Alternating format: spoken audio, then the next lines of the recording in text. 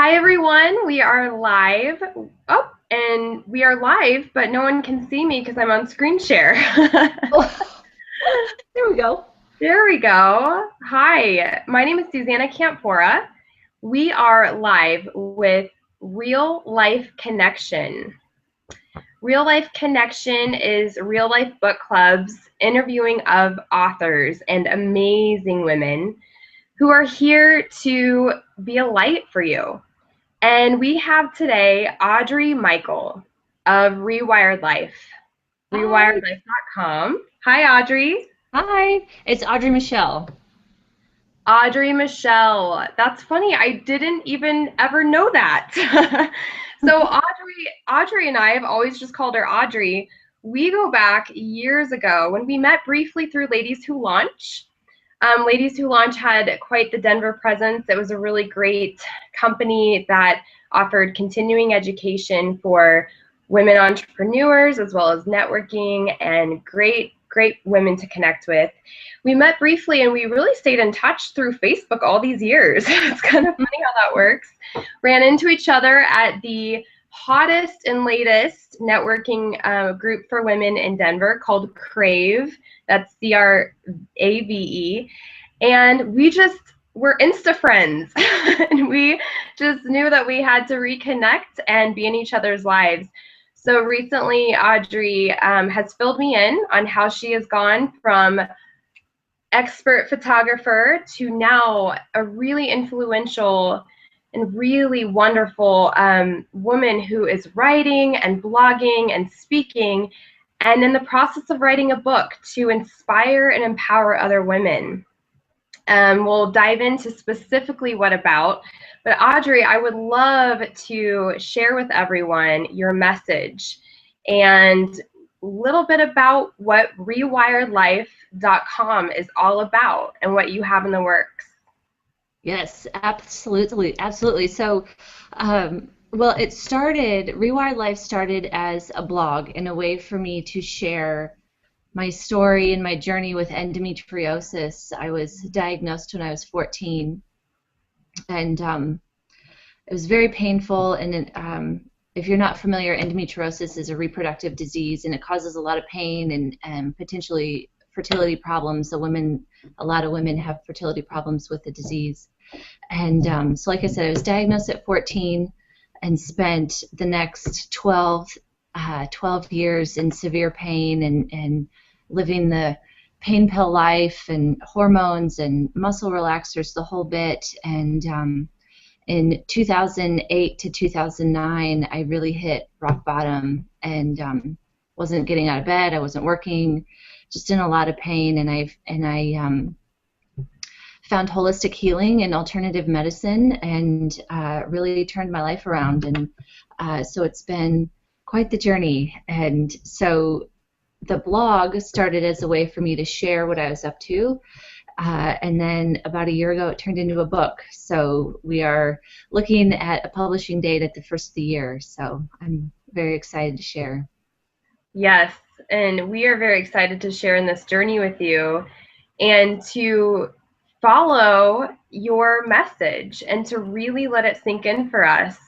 Audrey, when you think about your long journey of 17 years and how far you've come, what would you say is a couple sentences that really capture what message you're wanting to hit home for other women, specifically with your book?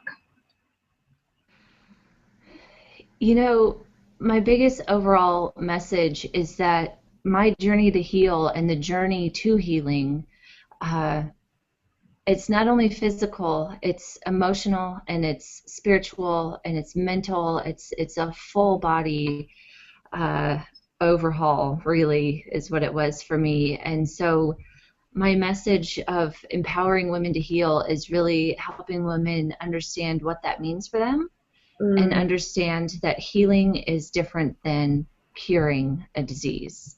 So I just share my day-to-day life and as well as stories that come back about, my journey to recover from endometriosis, but just stories of my everyday choice and continued choice of listening to my body and honoring what it has to say. So Wow.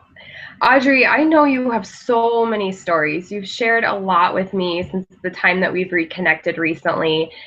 Tell us what the turning point was for you when you saw that it was not necessarily about treating the symptoms, but about really going inward. Tell us what Sure. happened in your life that really helped that sink in for you. Sure. It's on my blog. It's in the book. It's a story that I tell often, but it was January 2009, and I had lost my job, and for about 2 weeks out of the month. So whenever I had my period or was ovulating, I was pretty much stuck in bed because pain was so bad. And um, again, taking the pain pills, the hormones, muscle relaxers, mood stabilizers, like it just kept piling on. And I had about a dozen pills that I would take a day. And I had this day where I woke up and, you know, sauntered out of my bedroom because, I just kind of woke up and whatever. And I wasn't necessarily eating a whole lot at that time. And I remember going into the kitchen to get tea, and my husband had left his bowl from cereal from breakfast, his cereal bowl from breakfast sitting on the table, on the counter. And he had rinsed it out and put it on the counter, but right above the dishwasher. And it was like this, I just snapped, and I was like, like, we couldn't put it in the dishwasher. Like, we did all of the things, but we left it on the counter, and I just like spiraled and was crying and upset. And my solution at the time was to call my husband at work and inform him about how awful this thing was, that he left the cereal bowl, and I'm yelling and I'm screaming at him, and like, you ruined my day, and how dare you. And he just took a deep breath and went, honey, why don't you take something and take a nap, and we'll talk about it when I get home. I can't talk about this right now, I'm at work. And I was just like, blah, like cussing at him and just like, whatever, hung up the phone and stomped off into our bedroom where my pile of pills was sitting at my bedside table. And I picked up each one and looked at it and was just like, oh, and would set it on the floor and pick up another one and just be like, and I got through the whole basket of these pills that were supposed to be making me well and were supposed to be bringing me quality of life, right? And I finally realized that none of them were doing any of that. And, it's one thing if these pills were, saving my life, right? If I had some full body infection that it was saving me from, but they weren't. They were there for quality of life. And in that moment, I was like, my quality of life has never sucked more. And I was like, I quit. I'm done. I quit. I was like, my pain level is a 10 with the pills, and I feel like shit with the pills, and so screw it. I'm done. I quit. And I quit. And Wow. that was my day. Wow. So in Yeah. that moment, it was a huge turning point for you. What kept you inspired to keep going and to discover more about yourself and other options for you in your emotional and in your health within your body? As soon as I got rid of the medication for Mhm. me, I started to reconnect with me. Mm. And I started to be like, because before it was like, yes, I have a pain level of a 10, and I have this fog, and I forget stuff, and just this medicated haze, right? Mhm. And I felt like crap. And so I quit the medication, and I was like, well, at least I'll feel like myself. At least I'll know, is this side effect me? And that became important to me, and reconnecting. And the more I got connected to myself, the more I wanted to be, and the more I wanted to learn. And so, that was years ago now, and it's Mhm. still an ongoing thing. It always will be. That's maintaining wellness for me, is maintaining my connection and my balance to my inner self. And yeah, so it's a continued like reconnection. And if we kind of fall off the wagon a little bit, then we course correct and get back in the center. So yeah.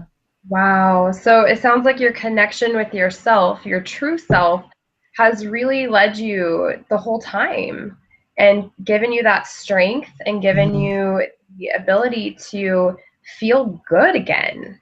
Really, Yeah. I mean, it sounds like it just feels right. It feels good for you. And it does take that awareness. It does take that, you know, listening to your body, listening to yourself. So what would you say is a good tip for women on how to reconnect or continue to connect with their real selves? It's constant awareness. Um, in every moment, asking yourself or noticing like, oh, I feel good right now. I'm feeling joyful or happy. What am I doing and how does that feel? And then the opposite becomes my body. For me, my body will feel heavy and I'll feel tired, and I'll start to think about, what's happening in my life right now. What are my thoughts? Um, who am I surrounding myself with? What am I eating? Am I doing yoga or am I putting it off? Just constantly checking in and wondering, making sure everything that I'm putting into my body and everything I'm thinking is positive. Wow. And you mentioned who you're surrounding yourself with. Tell me a little bit more about how it helps you to stay connected with your real self by who you surround yourself with. Who are those people for you? Right. Uh, well, I've acquired a team of people who, between my kinesiologist, who's my spiritual leader in acupuncture, and my chiropractor, that's my like professional people. Um, Real Life Book Club was awesome for me. It was an awesome group of ladies that were having real conversation.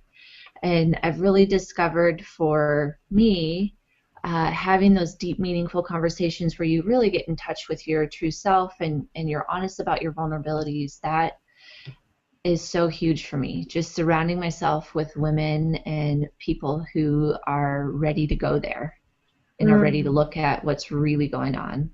wow. It is. It's so powerful, I think, to have a space where that deep connection can really occur, where you can just show up and be your true self. Yeah.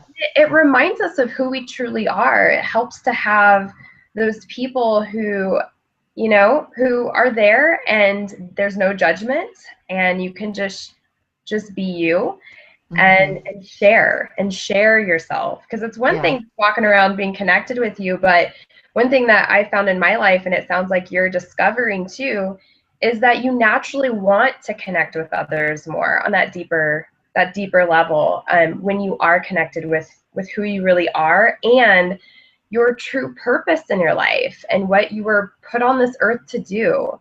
Yeah. So you were a photographer once. Can you share with us a little bit about what your process has been from going to, one purpose and one calling, a photographer, to now what you're doing with your life? You're sharing this huge message, and it's so vulnerable to be in that space where it's all you. You're branding yourself Mm. and truly to help other women. So tell me a little bit about that journey for you.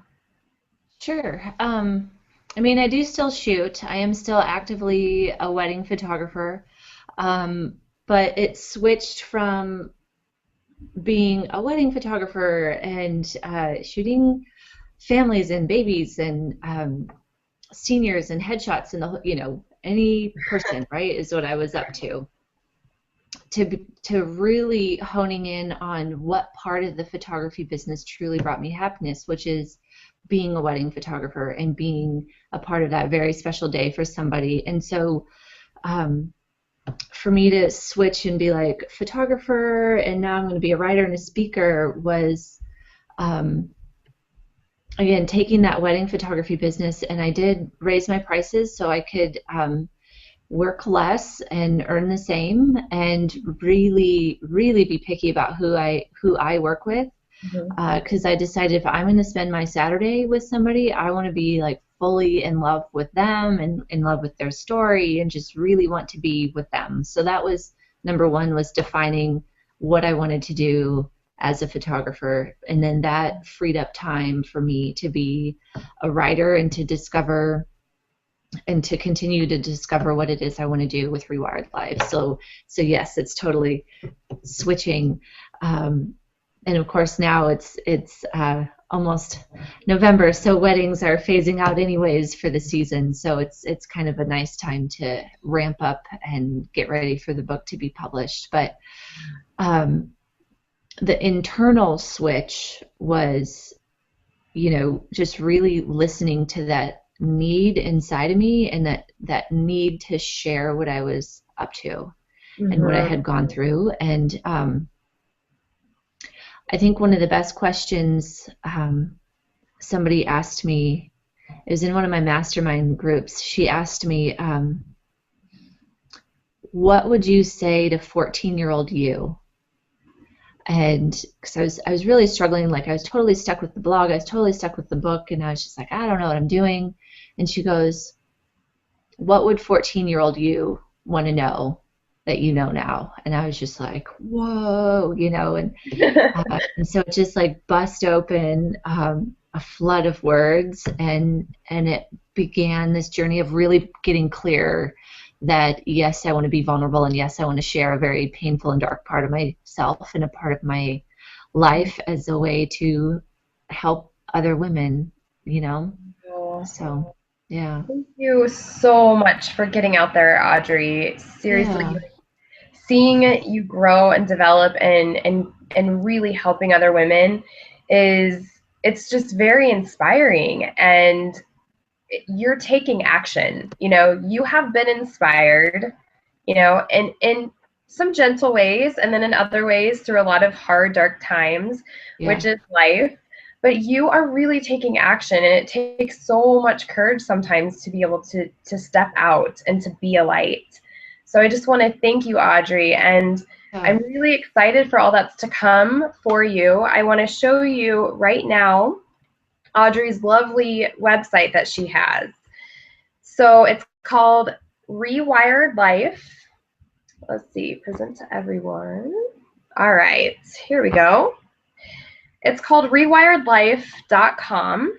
And as you can see here, we have the technical difficulties here. Can you see that?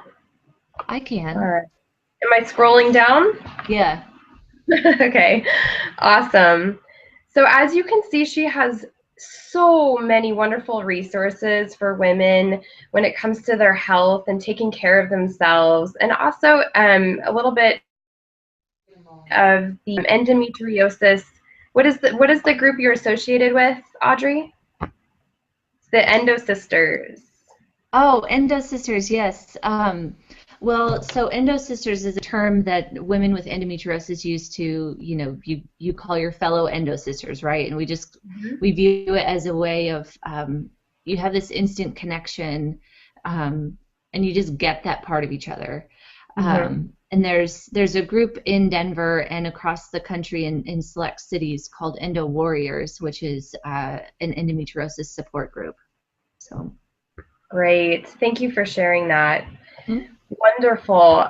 I also want to have everyone know how to reach you if they would like to book you for speaking, or if they would like to know more about your book coming up.